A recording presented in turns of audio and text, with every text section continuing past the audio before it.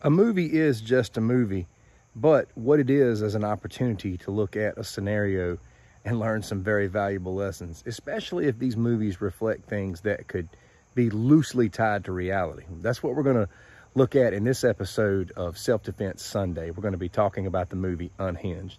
Stick around. I'll never forget the first time I saw that movie. I knew immediately that I would be creating content around the underlying message of it. If you have not seen that movie, don't watch this video. Watch the movie and then come back and watch this video. I will tell you to proceed with caution, though. I found the film to be very disturbing, and I'll leave it at that.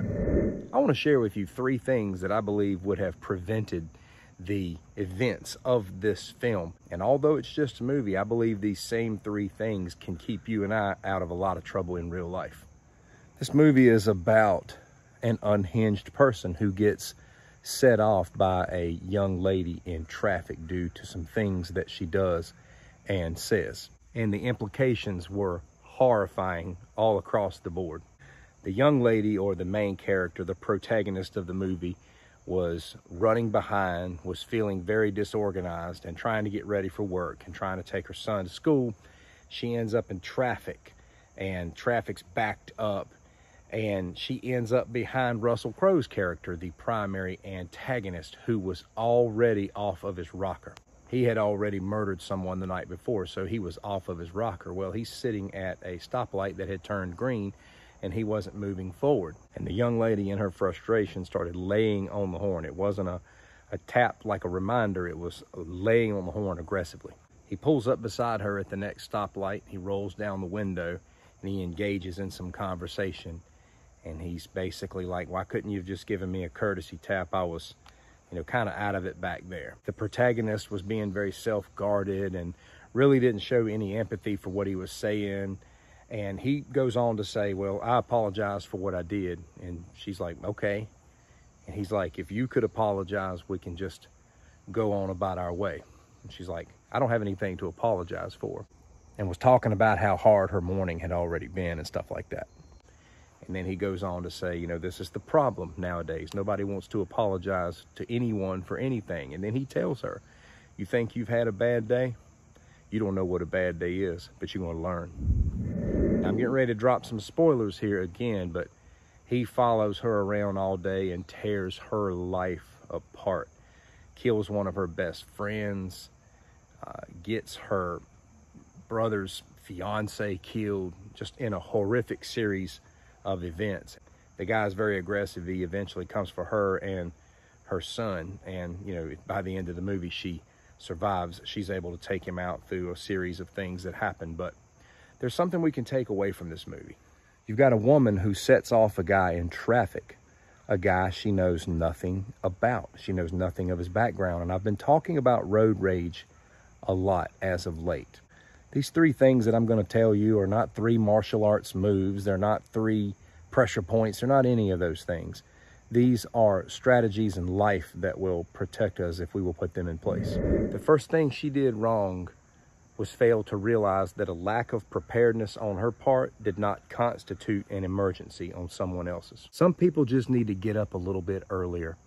Man, I see so many people who are consistently, perpetually late all the time, and I can't help but wonder what it would be like if they would get up 15 to 30 minutes early and not get started out so disheveled at the beginning of the day. Because if you get disheveled, that can lead to so many other things. If she had been on time, if she had been put together, if she had been ahead of the game, she wouldn't be in traffic feeling all heated and rushed and putting that same pressure on other people. Think about all the times you got behind, but it was the person in front of you's problem now. You want to do 75 on the road. They want to actually do the speed limit, and you can't stand them because you got somewhere to be.